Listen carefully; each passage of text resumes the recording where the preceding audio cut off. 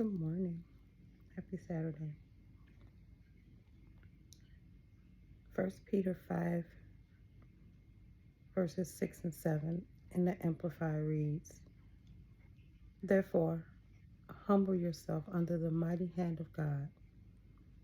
Set aside self-righteous pride, so that he may exalt you into a place of honor in his service at an appropriate time, casting all your cares, all your anxieties, all your worries, all your concerns once and for all on him, for he cares about you with deepest affection and watches over you very carefully. When you think about the mighty hand of God and how God moves in your life, I am just in awe of how God has changed me. But he do it in a way that's so subtle that you don't notice it until you're once again in a situation that used to trigger you or set you off, and you respond to it so totally different, and you know that it was only through his mighty hand that you have made it this far. He has changed you. He's he's changed your life and you didn't even realize it. Every test that you go through, God is building your character for his purpose, not for yours. He's making you to be the person that he created you to be. And the beauty of it is he uses it, all of your pain is purpose in it. It is so, and you hear it all the time, there's purpose in the pain. There's so much purpose in the things that we go through.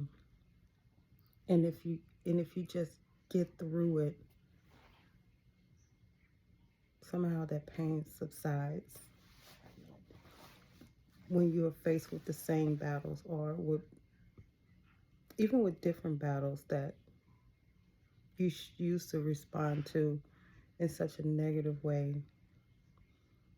And when you see that it didn't affect me the same way this time, or that should have hurt me, that would have hurt me a year ago, but it don't. And you know it was through his mighty hand. There are so many verses in the Bible that talks about the hand of God. Over 100 actually. So I'm not going to read them all. But I did write down some. Exodus 6:1 reads, Then the Lord said to Moses, Now you will see what I will do to Pharaoh.